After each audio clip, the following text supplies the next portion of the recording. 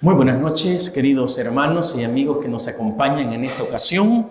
Hoy ya estamos a la mitad de la semana, ¿verdad? Esta es nuestra tercera noche de esta semana de aprendizaje. Y esta semana estamos aprendiendo nosotros que el amor es un verbo. Y hoy estudiaremos que amar es confiar. Hace algún tiempo, creo que fue en el 2018, un grupo de predicadores de aquí de El Salvador, Dios nos dio el privilegio de ser invitados para ir a predicar a Estados Unidos en el estado de Massachusetts. Algunos se quedaron en Boston y a otros nos mandaron a algunas otras ciudades. Al final de esa semana, los organizadores de las campañas nos invitaron a un paseo y pues nos dieron el privilegio de conocer las cataratas del Niágara. Un lugar impresionante, hermoso. Las cataratas del Niágara están o mejor dicho, que forman la frontera entre Estados Unidos y Canadá. Y estas cataratas, la caída principal forma lo que se le llama una herradura o en forma de U. Entre las atracciones que existen en las cataratas del Niágara está que uno se sube a un barquito, ¿verdad? Y ese barquito navega, digo barquito porque se ve chiquito en medio de aquella gran caída de agua, y navega hasta quedar en medio de la herradura, en medio de la herradura. No se acerca hasta donde está cayendo el agua, pero sí en medio. Recuerdo que cuando íbamos en ese barquito y estábamos subiendo, nos dieron una capa. Y así decir, ¿esta capa para qué? Si ni está lloviendo, estaba soleado, ¿verdad? Pero nos dijeron que nos la pusiéramos. Y nos pusimos la capa, ¿verdad? Nos cubría la cabeza y casi toda la ropa. Y entonces, cada vez que nos acercábamos, uno sentía que al barquito le costaba más. Y entre más cerca, comencé a entender por qué la capa. Porque entre más se va acercando uno a la herradura que forman las cataratas del Niágara, comienza a caer como lluvia. Como lluvia y un viento recio. Y entonces comencé a notar yo que aquellos barquitos pequeños se movían muchísimo, porque la caída de agua hace que digamos la poza, pero eso es algo enorme, ¿verdad? Que se forma ahí, esté en constante movimiento, con olas, de tal manera que si una persona cayera ahí, la muerte es casi segura. A principios del siglo pasado, un caballero se hizo famoso porque él colocó un cable de acero que atravesaba la herradura de las cataratas del Niágara. Y eran miles los que llegaban a ver a aquel hombre. Y aquel hombre caminaba sobre el cable para cruzar las cataratas. Se iba y regresaba. En una ocasión, el hombre dijo: ¿cuántos creen que yo puedo cruzar este cable con una carretilla? Una carretilla de esas de albañil. Y toda la gente aplaudió y bravo, sí, tú puedes. Y aquel hombre agarró la carretilla y cruzó las cataratas del Niágara sobre aquel cable y regresó. Y claro, la gente le aplaudía, bravo, bravo. Y después de aquella hazaña, el hombre ahora dice: ¿cuántos creen que yo puedo volver a cruzar con esta carretilla, pero con una persona en la carretilla? Y todos aplaudieron: sí, tú puedes, bravo, bravo, adelante, tú puedes. Ya que creen tanto en mí y me tienen tanta confianza, ¿quién de ustedes se anima a subirse en la carretilla? Y todo el mundo se quedó callado. La multitud acababa de enfrentarse con la diferencia vital que existe entre creer y confiar. Una cosa era creer que la carretilla de mano cruzaría a salvo sobre el abismo, a tener que colocar la vida de uno sobre esa carretilla. Eso era muy diferente. Estimados hermanos, estimados jóvenes, estamos viviendo en lo que se denomina una crisis de confianza en el mundo. Según un artículo publicado en el Washington Post, los millennials, que son la principal generación que está viviendo en este momento sobre el mundo, no confían en nada ni en nadie. Asimismo, en las últimas encuestas del Instituto de Política de la Universidad de Harvard, se reveló que los jóvenes no confían ni en el gobierno, ni en la justicia, ni en los medios de comunicaciones, ni en las instituciones. Este artículo decía: la confianza de toda la sociedad en las instituciones se encuentra en mínimos históricos o bien muy cerca de ello. ¿Cuál es la razón? Hay muchas razones. Algunos arguyen que una de esas principales razones es la creencia de que nosotros estábamos a salvo antes de lo que sucedió el 11 de septiembre allá en Estados Unidos. Esa creencia de seguridad desapareció.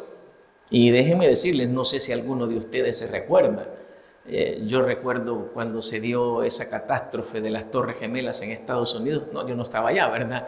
Pero yo estaba fuera de mi casa, había salido a hacer una diligencia y cuando regresé, hermano, estaba la televisión de mi casa encendida y todo el mundo viendo la televisión, y yo comencé a ver que todos los vecinos tenían sus televisores encendidos y viendo. Y yo les pregunté, ¿y qué pasa? Y mi esposa me dice, así un buen salvadoreño, se echaron las Torres Gemelas. ¿Cómo? Le digo yo, no puede ser. Y vení, mira, y comencé a ver, hermanos, y era impresionante. Saben que aunque nunca había visto esos lugares, uno los había visto solo en películas, lo ve, ¿verdad? En anuncios, pero sí como que el corazón se le hacía chiquito a uno. Porque uno comenzó a pensar, bueno, una cosa es que Estados Unidos ande haciendo guerra allá en otros lados, pero ahora los terroristas han llegado a su propio territorio. Y si Estados Unidos no puede estar a salvo, díganme quién.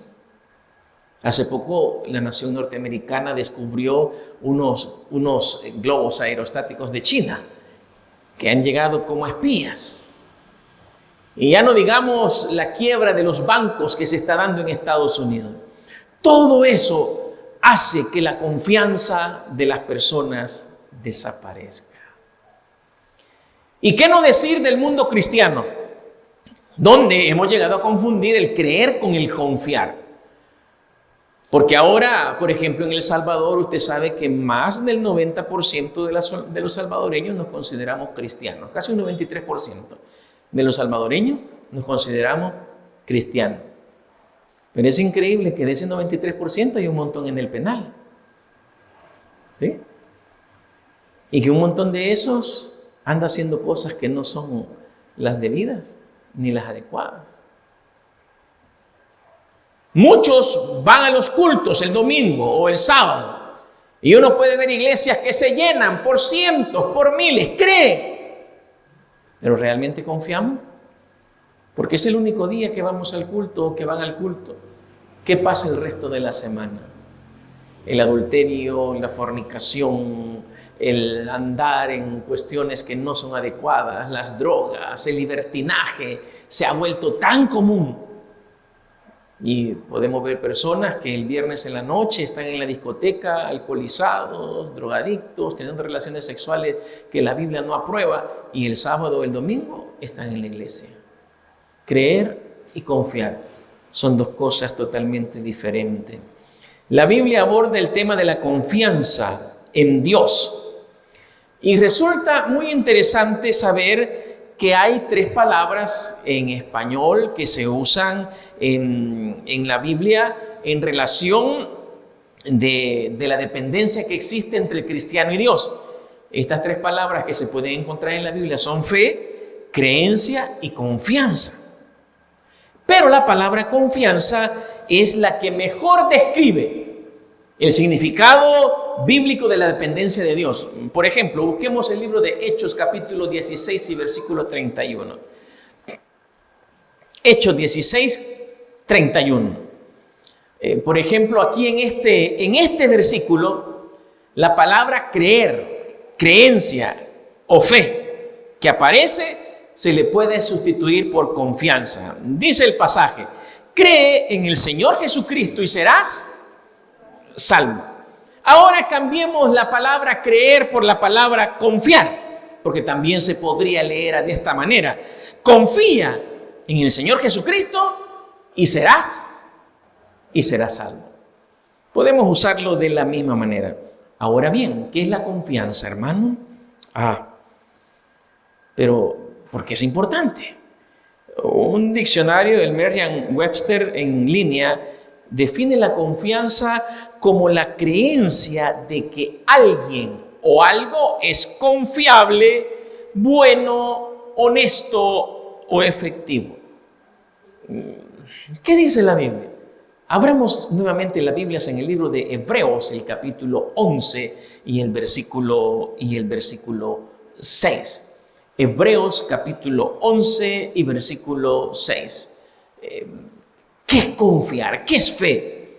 Dice la palabra del Señor, pero sin fe es imposible agradar a Dios, porque es necesario que el que se acerca a Dios crea que le hay y que es galardonador de los que le buscan.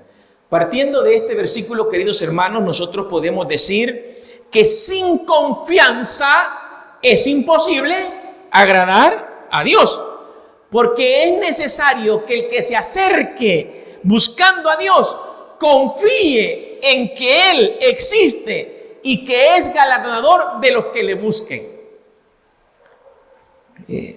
Entonces, ¿qué significa confiar en Dios? Literalmente, hermanos, significa tener una expectativa segura de que Él es quien dice ser y que Él va a hacer lo que dice que va a hacer. Un ejemplo, por ejemplo, el Señor dice que si nosotros guardamos el día sábado, Él va a dar bendición sobre nosotros.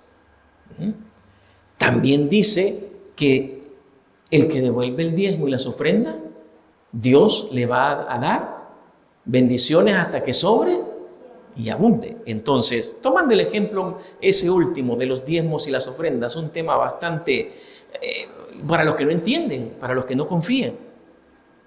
Yo devuelvo el diezmo y la ofrenda no porque la iglesia me lo pida, lo hago porque en la Biblia el Señor me lo ha pedido. El Señor dice: traigan los diezmos a la iglesia, al alfolí. Algunos buscan otros pasajes, no, que mire para esto, para no. Ahí dice: tráiganlo a la iglesia. Muchos arguyen: es que algunos pastores se lo roban, algunos hermanos se lo roban. Pero es que cuando yo traigo el diezmo y la ofrenda, yo no se la estoy entregando a la iglesia, se lo estoy entregando a Dios. Eso es confianza. Que es lo último, que ya no me queda para el mes, que no me va a ajustar. Dios me dijo que si yo le entrego, Él me va a dar. Confianza es eso.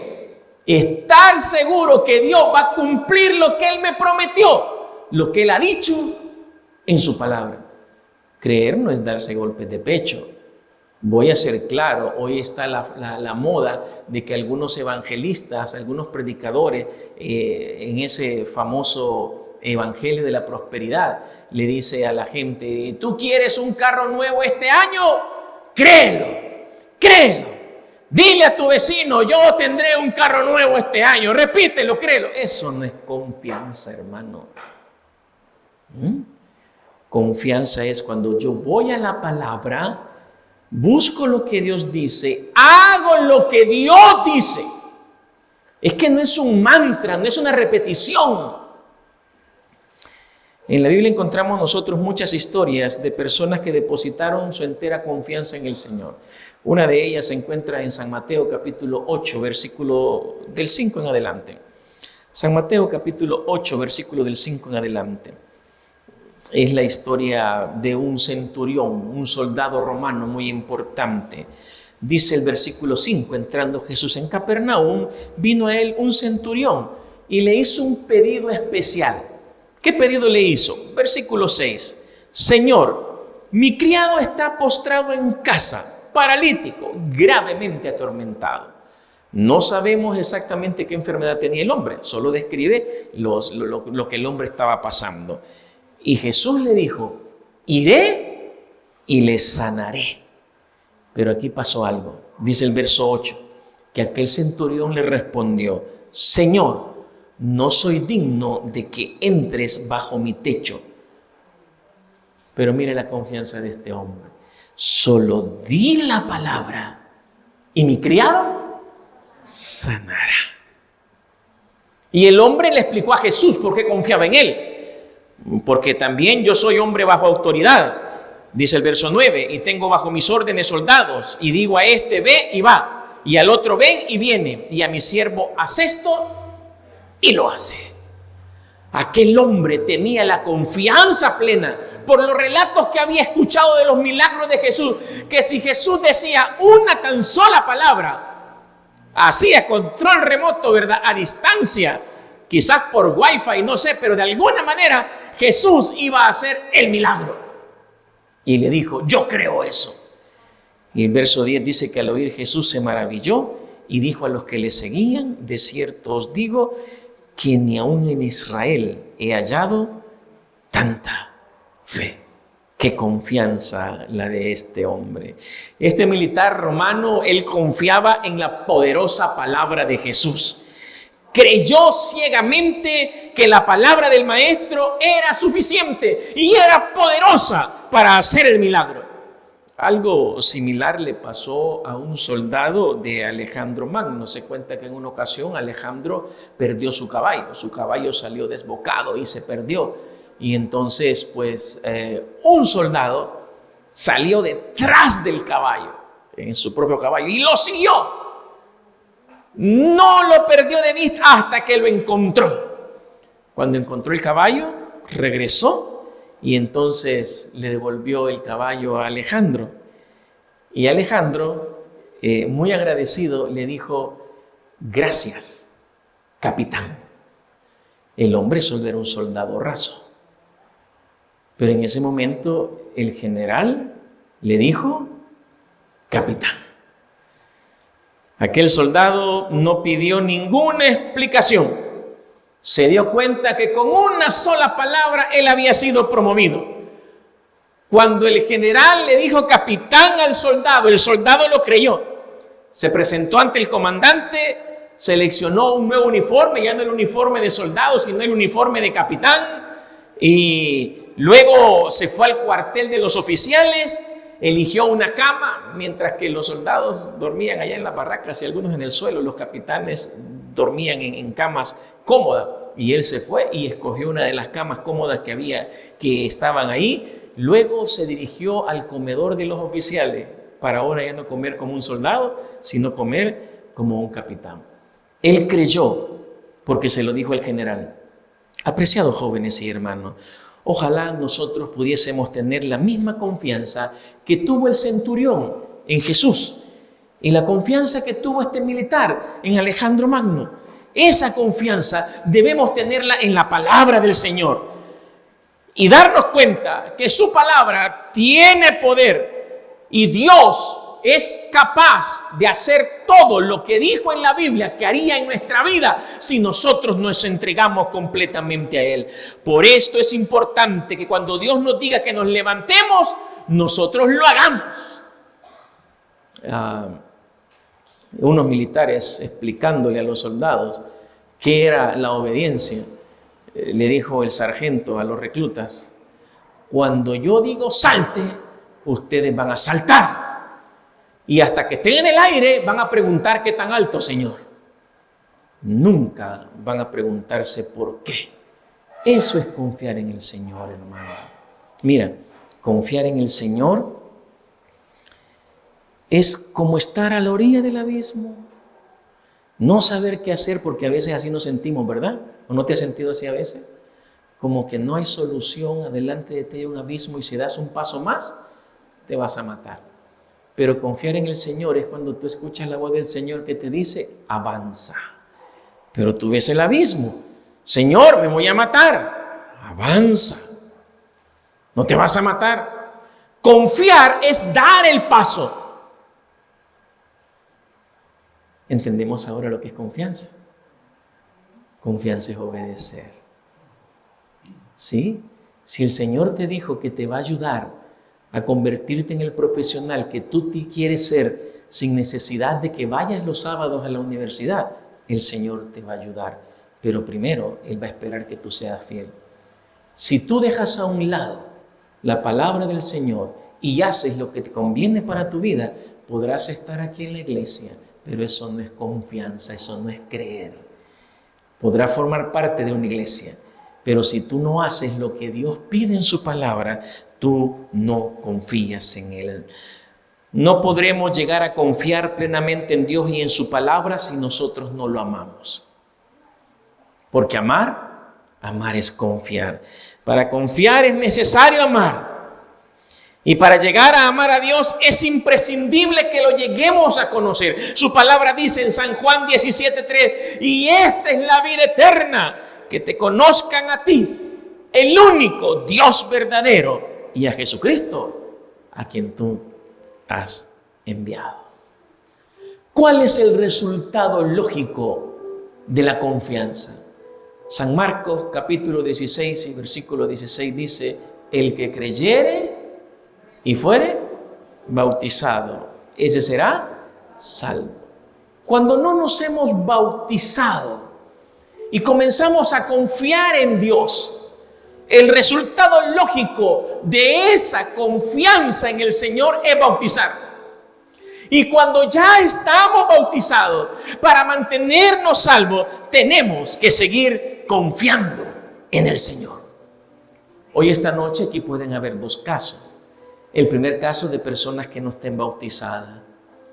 Para poderse salvar, deben de bautizarse. Y para poderse bautizar, lo único que necesitan es confiar. También puede haber un segundo y triste caso. Personas que estén bautizadas, pero que no confían. ¿Puede existir eso, hermano? Y en ese caso, aunque estés bautizado, si no confías, no puedes ser salvo. Porque la confianza se mantiene. Se prueba a través del tiempo, a través de las dificultades. ¿Confías en el Señor? ¿Estás bautizado? Yo esta noche quisiera finalizar con una oración. Yo quisiera orar en primer lugar por aquellos que no están bautizados, pero que su fe ha comenzado a crecer y le quieren decir al Señor, ayúdame que mi confianza crezca. En algún momento tengo que tomar una decisión, pero ayúdame que mi confianza crezca, que crezca tanto que yo pueda bautizarme. Y quisiera orar por aquellos también que le quieren decir al Señor, Señor, yo ya estoy bautizado, pero a veces me comporto como que yo no confío en ti. Por favor, ayúdame a confiar en ti más cada día. ¿Quisieras tú orarle al Señor, pedirle eso al Señor esta noche? Ponte en pie, ahí donde estás, y yo oraré junto contigo. ¿Habrá alguien esta noche? ¿O todos estamos bien, con suficiente confianza? Dos clases de personas. Los que no están bautizados y han comenzado a confiar para que el Señor les ayude. Y lo otro, aquellos que ya estamos bautizados, pero que a veces nuestra fe no es suficiente. Y queremos decirle al Señor, ayúdame a confiar más. ¿Hay alguien que desee que oremos por usted esta noche? Que el Señor le bendiga. Dios le bendiga.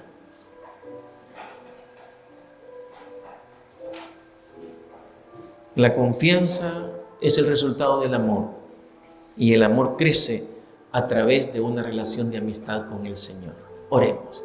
Gracias. Gracias, Señor. Porque hemos aprendido que amar es confiar. Que cada día tenemos que acercarnos más a ti. Aquí hay un grupo de hijos e hijas tuyos. Hay algunos que no están bautizados, Señor. Se han puesto en pie. Porque su confianza ha comenzado a crecer. Y saben que en algún momento deben tomar la decisión del bautismo. Ayúdales para que esa confianza se fortalezca y muy pronto, si es posible esta semana, ellos puedan ser bautizados. También habemos algunos que ya fuimos bautizados, pero el ser bautizados no es seguridad de la salvación. La seguridad de la salvación vuelve otra vez a la confianza. Y a veces fallamos, a veces no confiamos en tus promesas y en tus palabras. Transgredimos el sábado, no devolvemos el diezmo y la ofrenda, no confiamos en lo que tú puedes hacer por nosotros y a través de nosotros para ayudar a otros. Por favor, fortalece nuestra fe. Ayuda a creer, Señor, para que podamos mantenernos salvos. Cuídanos esta noche, hoy que vamos a nuestras casas, protégenos y que mañana podamos estar nuevamente aquí para seguir aprendiendo que amar es un verbo, que amar nos mueve a la acción. En Jesús lo pedimos todo. Amén y amén. Que el Señor les bendiga, que pasen una feliz noche.